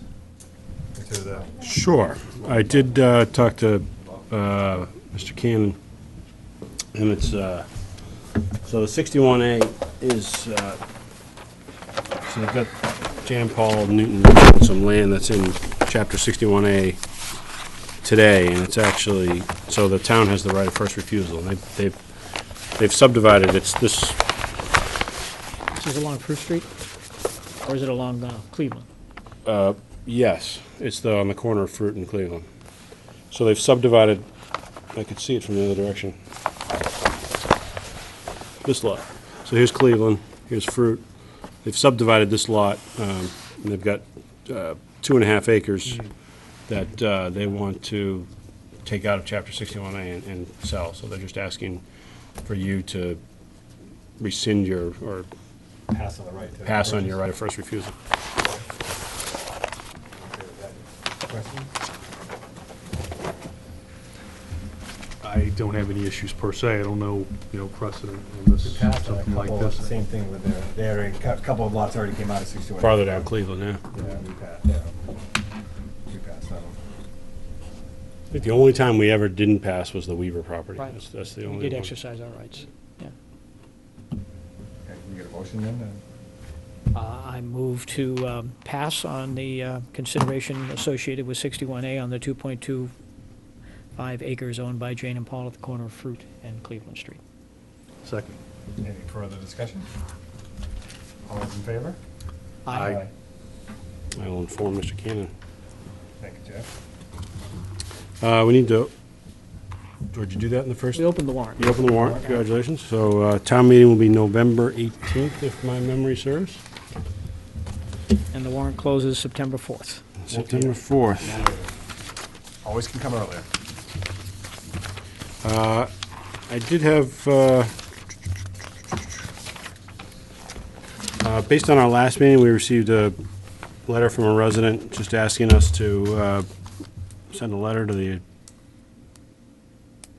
Assistant Attorney General, I think, Attorney General's office anyway, about that zoning article. I think I've talked to a couple of you anyway, and I think it's more, that might be something that the resident would want to do, but my recommendation wouldn't be that the board take action on that letter. That's obviously up to you.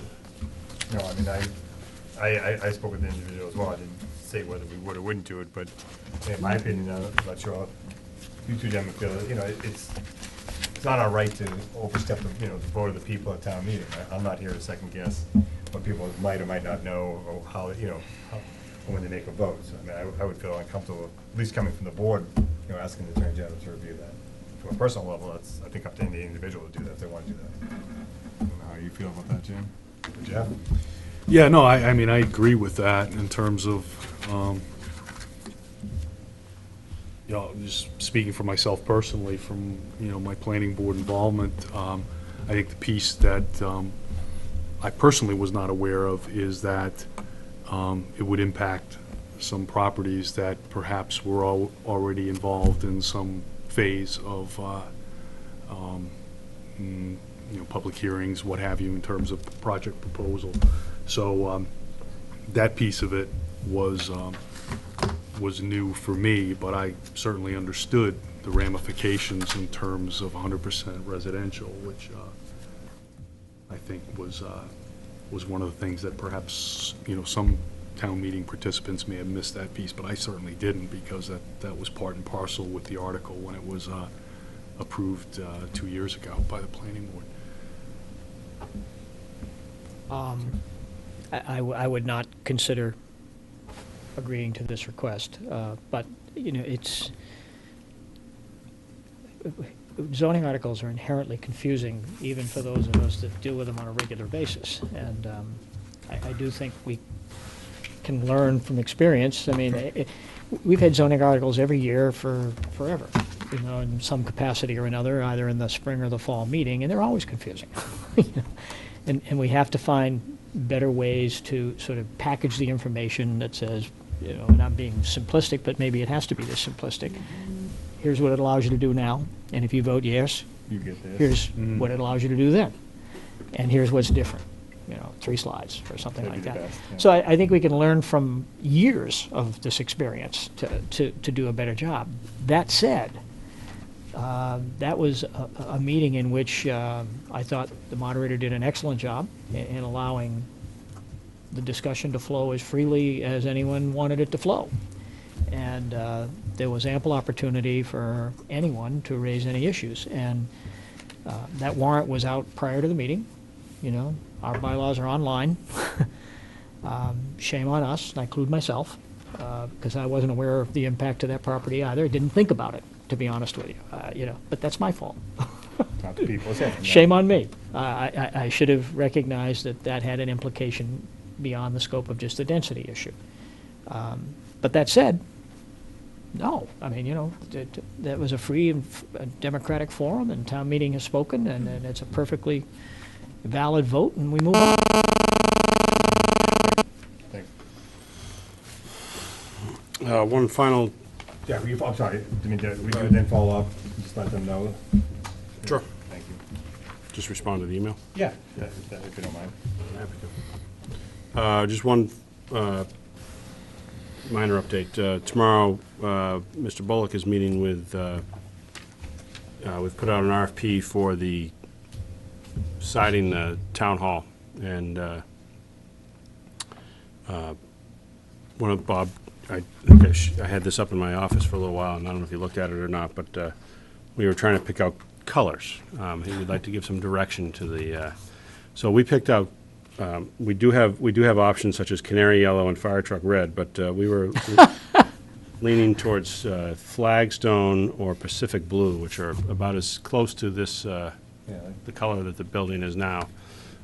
If you have Strong overriding, either one would be. Yeah, I would say as close to the Existing. color would be. I don't Yeah, need, you I'm do it. I'm with these guys, I don't need to look, just get it as close to this, Pretty nice that will be the looking, least building, I think. controversial decision. Exactly. Okay, so we'll leave it into Marion's hands.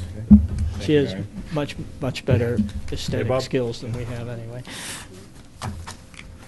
And then we have two discussion items, community participation and input regarding zoning. I guess kind of a recap of the meeting that we had last week. I think Jim, I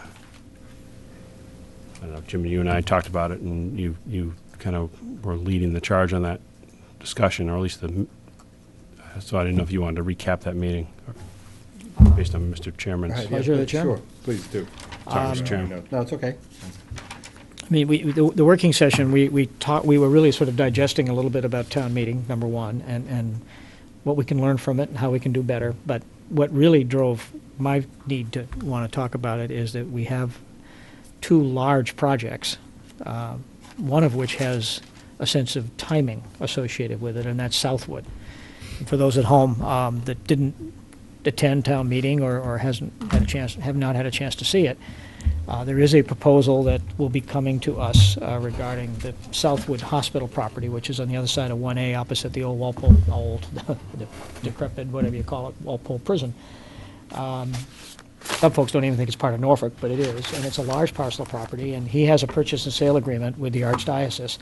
And there are a lot of issues associated, and that's purchase and sale. You guys jump in if I miss a piece of this, but it's a 2-year purchase and sale with benchmarks throughout the process. And he has some thoughts on what he'd like to do to develop that involve some rather substantial residential development along with some commercial development, and we've heard things like assisted living and other things that may or may not be part of that. But anything that he does of that nature, right now that whole area is zone 55 and up.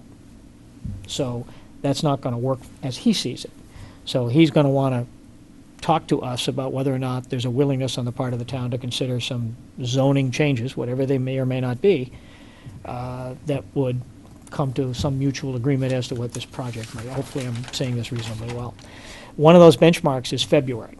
And so he has an opportunity in his part of his purchase and sale, if he doesn't have zoning worked out to where it is mutually acceptable, I guess is the best way to say it, then he has an opportunity to back out of the purchase and sale without having to get into any financial duress, if you will.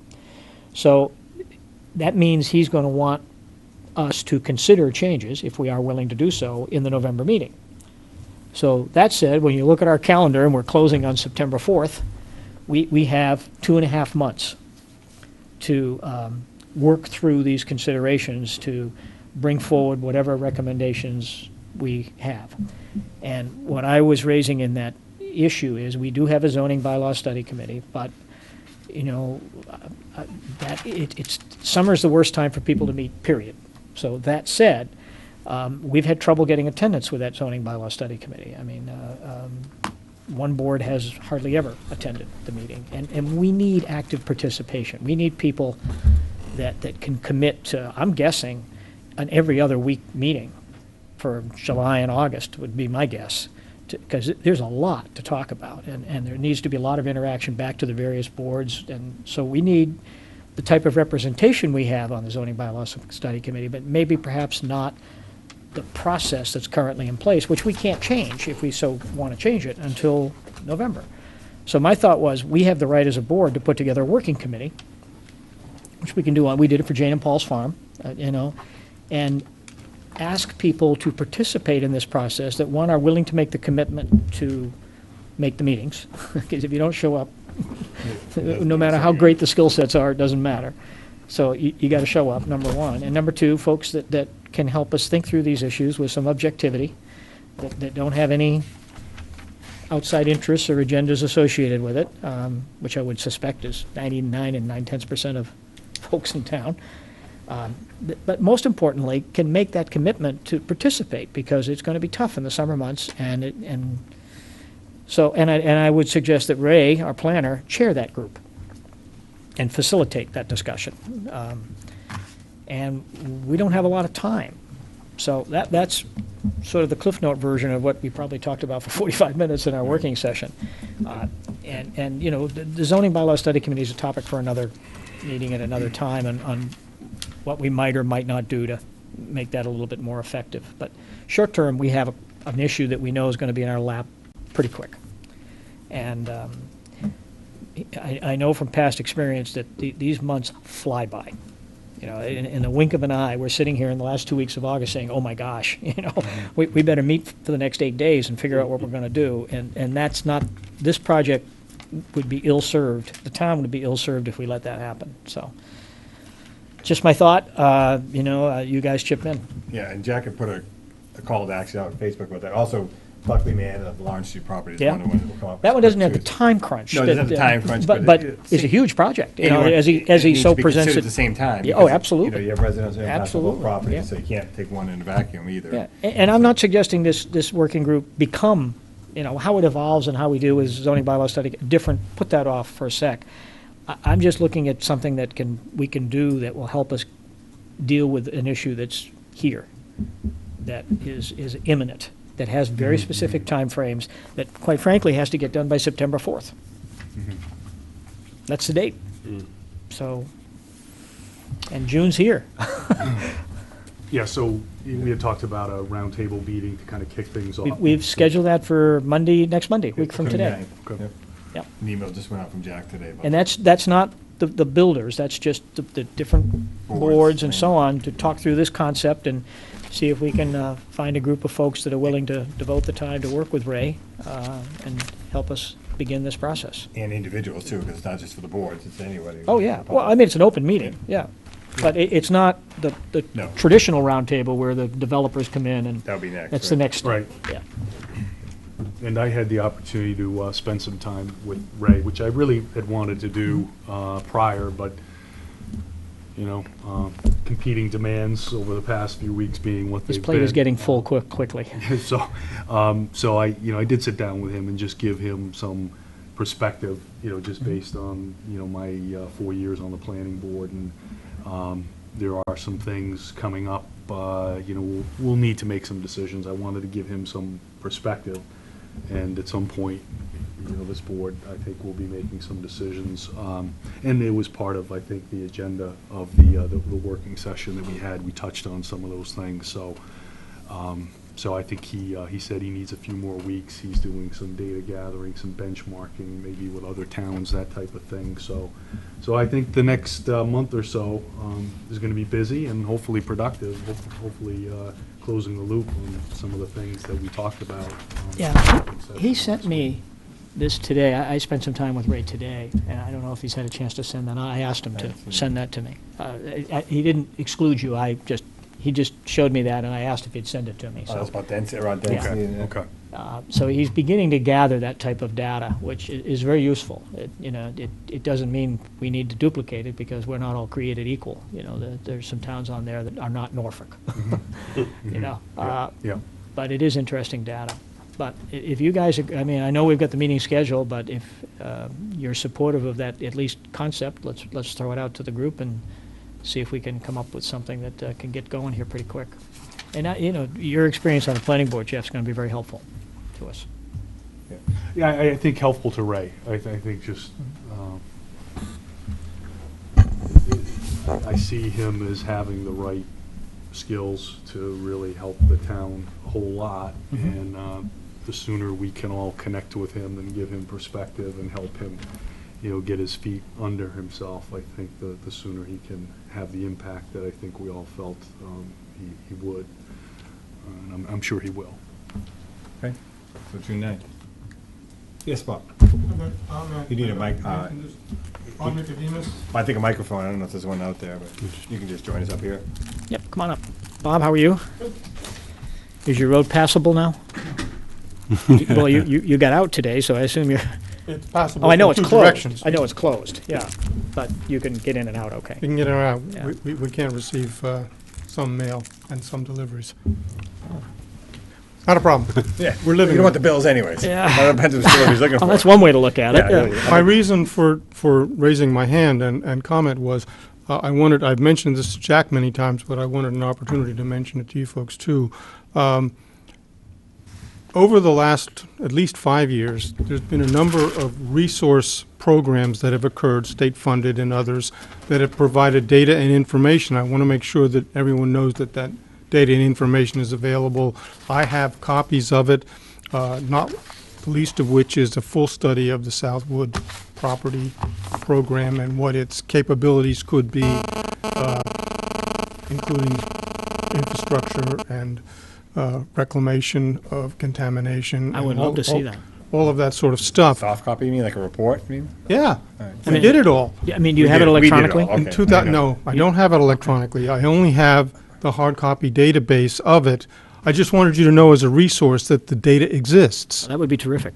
And I wanted, before Southwood got too far along, for everyone to know that that database of information that the state paid for should, I think, have a town review before it gets any further. And I think Ray Goff and others could be candidates to want to have Could it. you drop that off? I can make it available. I told hate Jack to about it a throw this while on ago. Marion, but, you know, copies? if you Is it could, big? I mean, what are we talking in terms of size? I mean, It's a number of different well, reports, yeah. well, it doesn't matter. I mean, Yeah. we. It's a full report. I mean, we did everything from Prior boards. development capacity to infrastructure demand to contamination resource. All of that database was paid for by the state in 2010, and the database exists. You would think George would want that. I mean, that's his own job to figure that out. Does this report, Bob, talk about what it could be? Yes. Or does it just talk about what it is? No.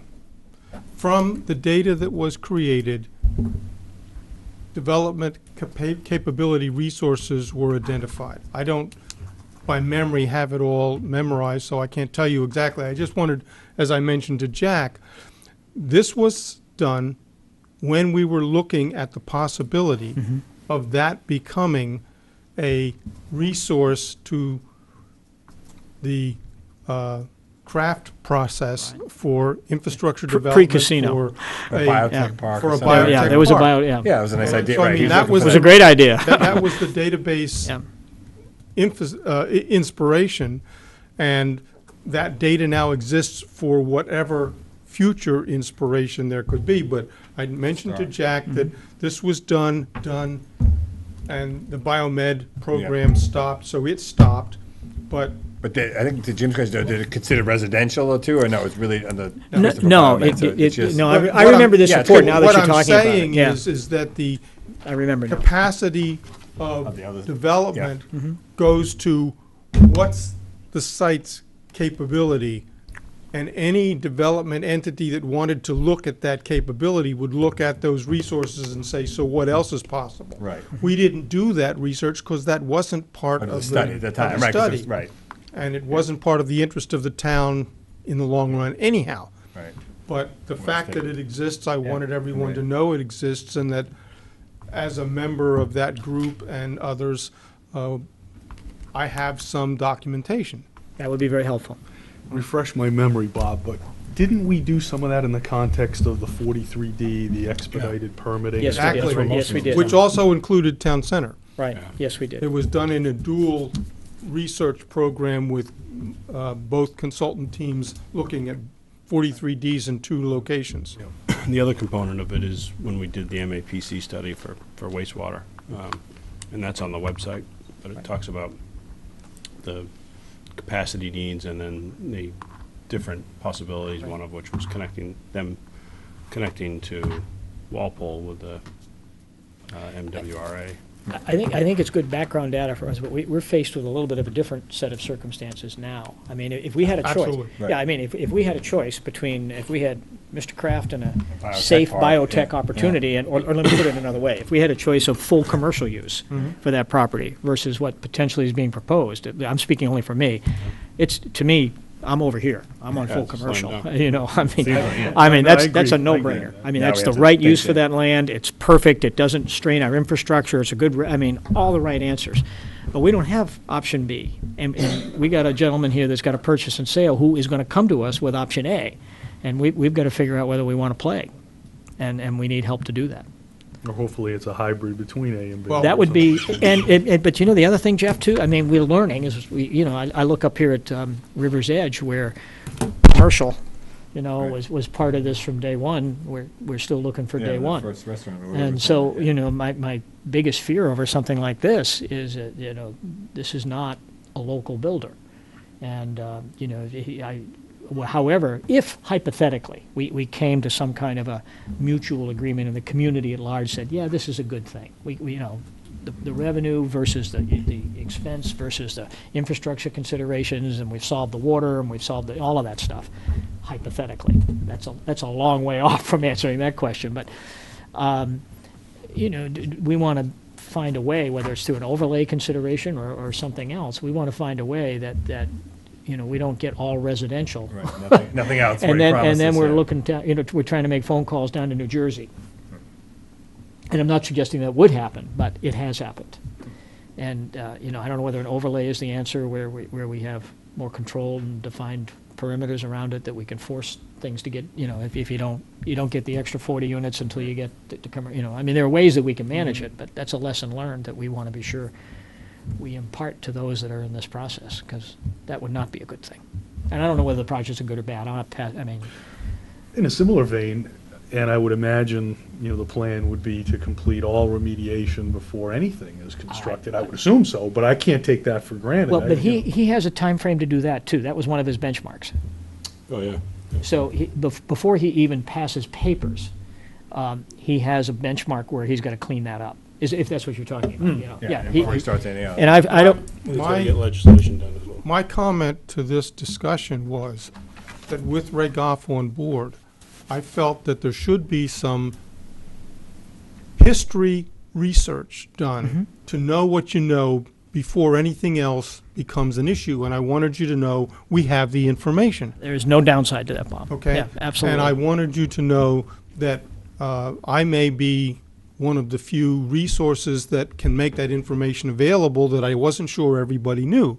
So that was my reason for wanting to attend tonight, to say, I'm here to willingly be whatever resource you would like, and that includes master plan work, that includes a lot of things that have happened in the last 8 years that I have data resource availability that you may want Ray Goff and others to become aware of, that the only way it can quickly become known is if I participate, and I'm very willing to participate. Okay. Thank you. Thank you. Thank you, Bob. I know you've been a great resource for the town over the years. And, when it comes to zoning and master planning and all of that, I've been doing it since 1992, and I have all the data. I haven't gotten rid of it. So we have a history that we can overlay from beyond and get it become the base of what we did then and why, and what we do in the future and why. And I'm very willing to participate as a resource, not as any kind of a goal-driven directive, but only to say, with this information, these are the data that we have on hand that you can make decisions with in the future.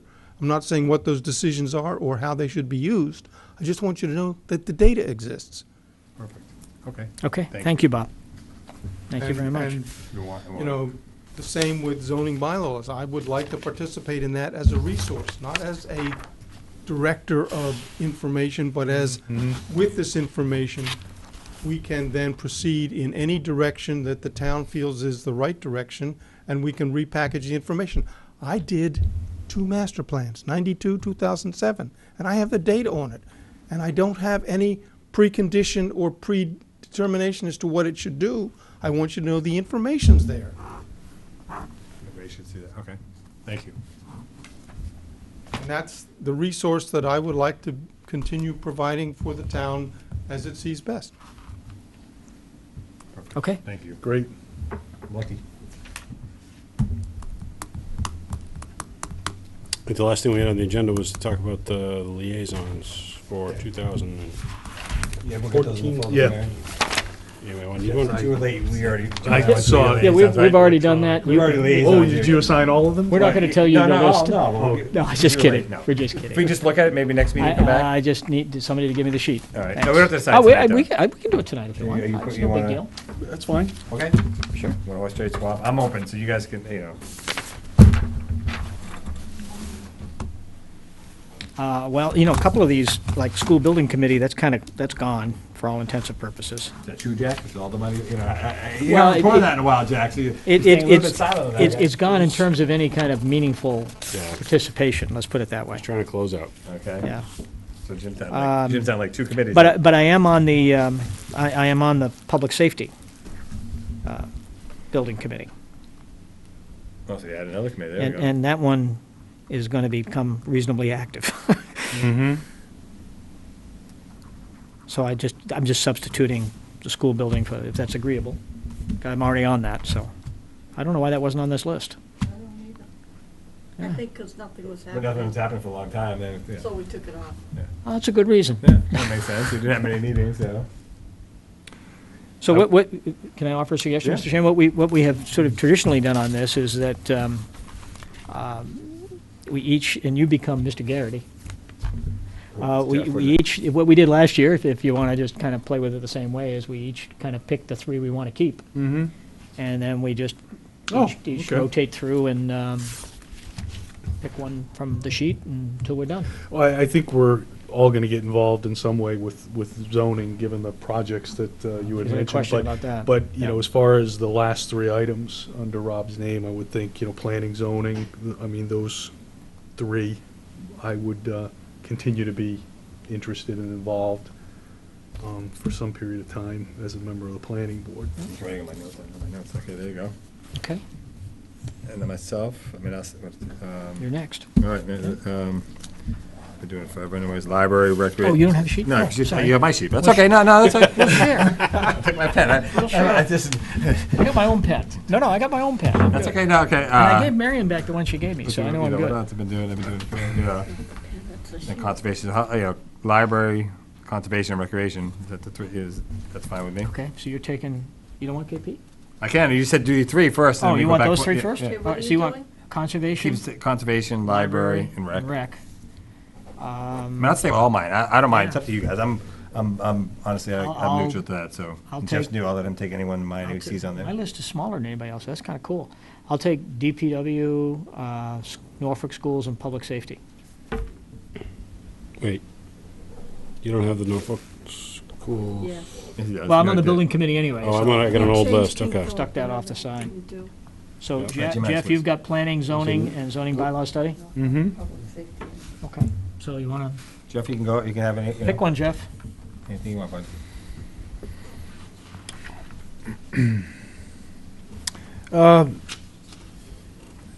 How about council on aging? You're taking that, Yep. Jeff? Go ahead. You're next. No, Oh, you- you're next. You're next? No, sure, you're next. All right, Unless you- I'll do energy committee. Just as, for you, Rob. I'm a sucker. You're laughing at Marion, right? Yeah, that's right. That's like taking the last trick in the, that's like taking the last pick in the draft. Oh no, that's not true, Rob. I'm teasing, I'm teasing. My neighbors. It's to yeah. you, Rob. Jeffrey. Oh, Jim, sorry. I should have given him. it. Well, you want to count the school building committee as, I mean, I guess I should say Well, I that. put it to public safety building, and you. I meant public Yeah. safety building committee. That'll be my Taking next that one. one? I mean, it is a, okay. Jeffrey. Okay. I mean, this was on Rob's list, historical commission. Okay.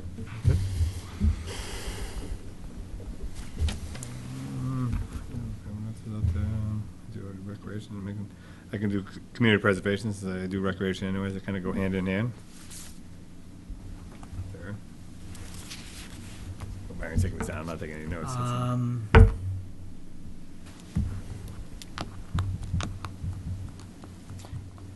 Well, I have learned now that I have absolutely no conflict with KP, so I'll take KP. There you go. I appreciate that. Given the budgets, issues there, that'd be great. Jeffrey?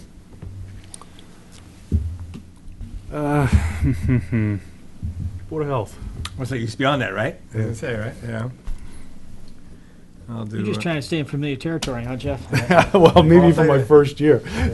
I'll do Tri-County School. I'm sure that was very tiring this year. Hey, I kept our feet down. I saw Plainville spends $1 million to Tri-County Jack. Did you see that in there? I'll take Capital Outlay Committee. Oh, Jeffrey, I thought you marked them all down. Okay, So we got Insurance Advisory and Economic EDC. development. That's it. Oh, my list will be short again. I can defer and pass it if you want. No, it's okay. No, it's okay. The I'll be chairman's down prerogative. one. I'll be EDC. down one. EDC, okay, and I stay with Insurance Advisory. Okay.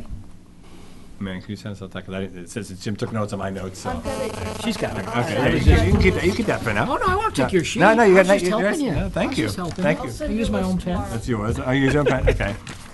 So I know. Thank you for your help. Thank you, sir. All right. No, it wasn't hard. That was easy. You guys are easy. Hope everyone's happy. You can always trade.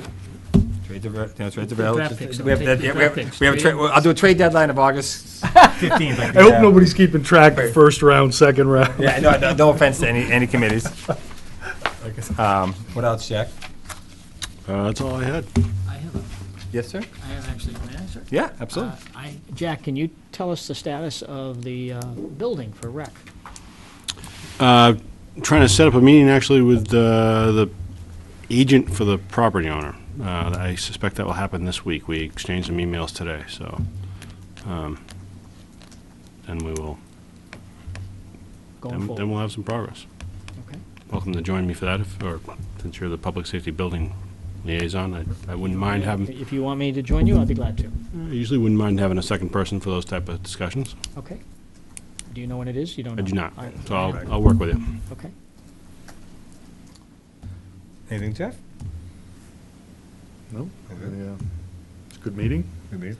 Bob, I would encourage you to attend the meeting Monday night, Which is this coming Monday night. Working group. It's a Roundtable. roundtable talking about putting the working group together to work on the Southwood.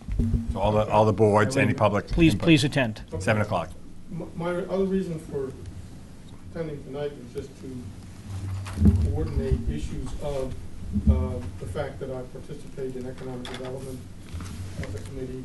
There are 4 of us at this moment that are still appointed to my knowledge. You're correct. And Yeah. that group would like to participate specifically, focused, as we have been, on the C1 district and its development capacity protocols, which also involves the state's economic development group. Marion, I think that committee is, that's an annual. June 30th. So, June 30, oh, it's June 30th? so we got Also, it's a that, but- fiscal. Yeah, it's the ZBSC, that's the December. So we have that? Do we have- Economic development is June Is it, 30th. is June 30th? Economic development is June 30th, so we'll do that The next zoning meeting. bylaw study committee is the December. Is December. Okay. I knew one was fiscal and one was annual. Okay. So we'll have that for next meeting? Yep. And our next meeting is As long as the chairman doesn't forget, he's got some important stuff to do. Tuesday, June 17th. Correct, 7 o'clock. Okay. Any other, Jack, any other?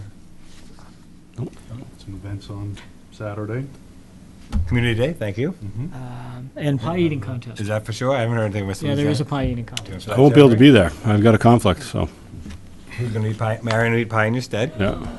No. No way. I'll be there. You'll be there. Oh, you're looking gearing up, huh? I'm going to the new selectman training, which is offered by. Pie on your face is appropriate.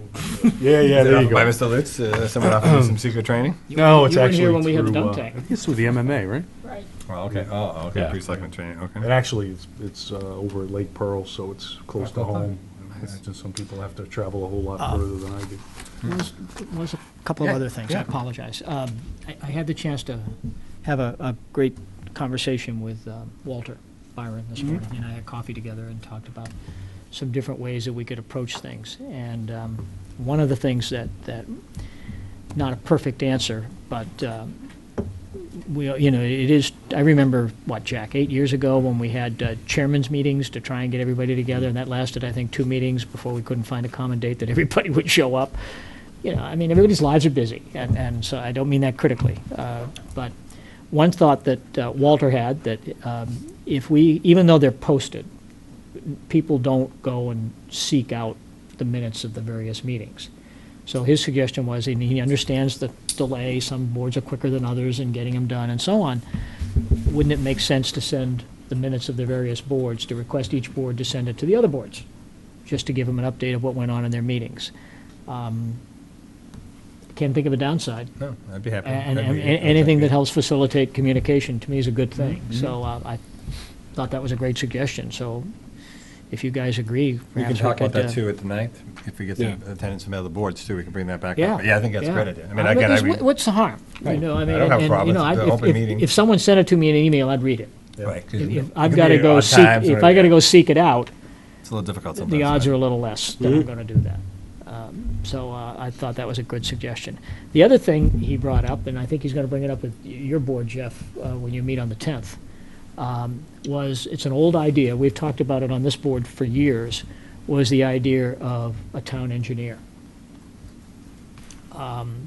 And whether it's a consulting relationship or whether it's an employee relationship is a different conversation, but conceptually, with all of these boards using various consultants, does it make sense? And when you look at the revenue components of this, it makes big sense to consider whether or not we should really be working with a town engineer as opposed to all the consulting situations that we have. And I know that'll be a little dicey, for various people, but Walter, I think, conceptually thinks that's worthy of a good discussion. And I do too. And I know this board, I think you, No, I don't remember. okay, We've talked about town then planners. it predates you. We have town planner, which But I think know is a we've great talked idea, about but- it in the past Yeah. on several occasions. It came up, I remember, a few Yeah. years ago. Yeah.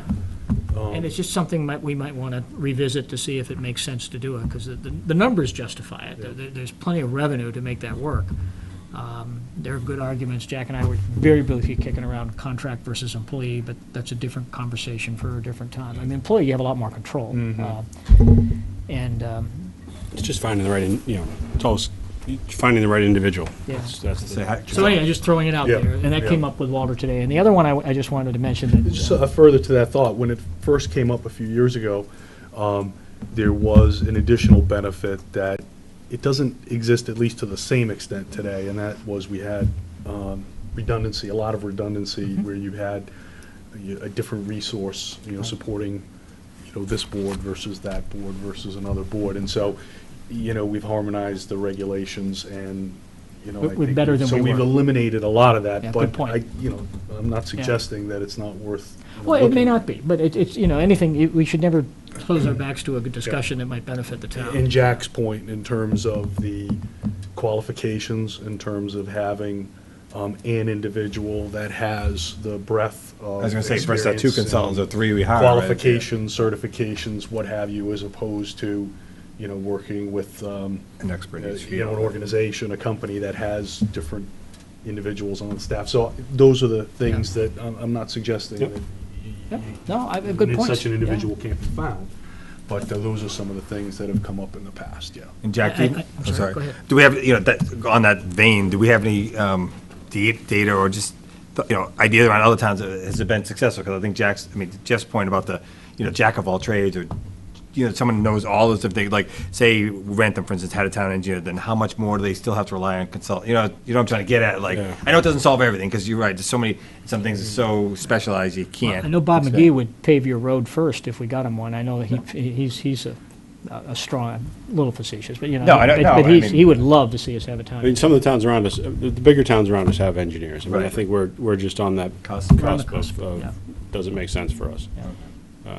And I think it does. I'd certainly want to look at it, because I think it would make sense for us. So I just wanted to throw that out because it came out today, and I think he's going to raise it in your meeting. And then two other items, real quick. One, I want to congratulate our finance people, Jack and his folks. S&P has raised our bond rating. Second time in the last 6 years that our bond rating is raised. We went up 2 benchmarks from a AA- to a AA+. which for a town our size is pretty darn good. Pretty darn good. So kudos to the finance department for the wonderful work they do. Thank you very much, although The townspeople and the. goes a lot broader than just us. It's the selectmen, and it's also the town making But it right. it's a big deal. And, you know, I mean, folks at home probably, who cares? But it means a lot. It impacts Saves us our a lot of interest money. rates and our ability to borrow, and it's a big deal. And a AA+ for a town of this size is, Yep. we're among the few that have that kind of rating for our size. Cheryl Kelly and Julie Shefko, the treasurer and town accountant, deserve a lot of credit for Yeah, absolutely. you know, Great. just You got, working with the agencies done a great and job. the auditors to get all that stuff done. yeah. So I just Great job. want to recognize them because they had tons to do with this. Oh, yeah. And the last item, Jack and I will probably mutually kind of chuckle over, is that we've had some recent communication from King Philip. Got to share it. Plainville's voting tonight, so I'm, Might be too early. Yeah. they, You want to try this one?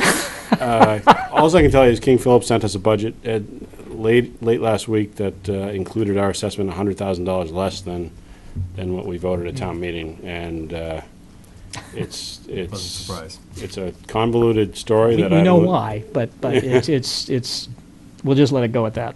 I think they've adjusted some of the local revenues, and the state aid was a little bit different, and then the minimum local contribution shift changed between the towns. And then they put some A&D in there. Yeah, they put some E&D in there, which They had some additional revenues that they started counting that came out of someplace. But instead of doing what they've traditionally done in the past, which is, once it's voted, they then, if they need more money, they add the A&D so that our benchmark for the following year goes up. For some reason only known to them, they took it off. it's a good thing. It's a good thing. Positive. It's actually the right way to do it, in my opinion. I mean, they did it the right way. So I don't mean to make fun of it. This is the way it should be done. When you have revenues that reduce the impact of the communities, those revenues should be reflected as an income source and reduce the debt, the obligations the towns have. So I commend them for, so we've got 100,000, we voted 100,000, about 100 grand, wasn't it? Right. We voted 100 grand more than we're actually going to get assessed. At least as it stands right now, Depending on how subject to Grantham and Plainville's. Plainville. I think Plainville's tonight, and I think Plainville's Grantham's tonight. tomorrow. Yeah. Plainville's definitely tonight. But Plainville will cast the die tonight, and our understanding is they're going to support our number, Yeah. Yeah. Which we thought they were going to support. which will our be old the number, lower but- number now. Yep. So, Mr. Bugby and I, we had the great pleasure of attending the Graduation. King Philip High School graduation, and I have to say, what an impressive group of kids. Oh, yeah. Now adults. Alumni. And the King Philip School did a tremendous job putting that together. It came off really well. Beautiful day, the weather, and it was just a real special occasion. Yeah, and the tent is the best idea they've ever had there, because it was 20 degrees cooler underneath the tent than it was outside in the field. So it was a great day. And then when you have a child graduating, it even means more. So. Was Tucker the heat year? Tucker, yeah, the fainting year, no, because we had that was maybe the first year of the tent. I think it was the year before where, remember, a lot of parents, grandparents stuff were taken away. Remember, like 14, they had a lot of incidents. I mean, too many. A lot of ambulance revenue. Yeah, that day for Rentham, maybe Norfolk too, but yeah. And congratulations to both of you for the wonderful accomplishments your daughters have had on the Decker projects. Thank you. Tremendous. Thank you. They're great. Now they're out. It's been fun. Yeah. Now the real fun begins, writing bigger checks instead of tax checks. Now it's college checks. It's great. You can just save your revenue from the town and you'll be all set. I wish. Anything else, gentlemen? I probably warn you out. No, not at all. Not at all. It's been a busy week. It's been wonderful. And it's only Monday. Community Day on Saturday, like Community Day. you said. And Yep, Community Day, please, everybody, June 7th, and the 11 to forecast 4. is favorable. 11 The to long-term forecast is favorable, and there will be the infamous pie eating contest. Won by who last year? You? No, it wasn't any of us. No, it was the Lions guy. The Lion, one of the Lions He won. brought in a ringer. right, That guy well, was- that's- I mean, he cleaned our clock. He was like the mountain from Game of Thrones. That was fine. Geez, he knows that shit. We'll have to change that this year. I'll entertain a motion to adjourn. So moved. second. All those in favor? Aye. Aye. Thank you, everyone. Have a good night, and we'll be back on Tuesday, June 17th at 7 p.m. Thank you.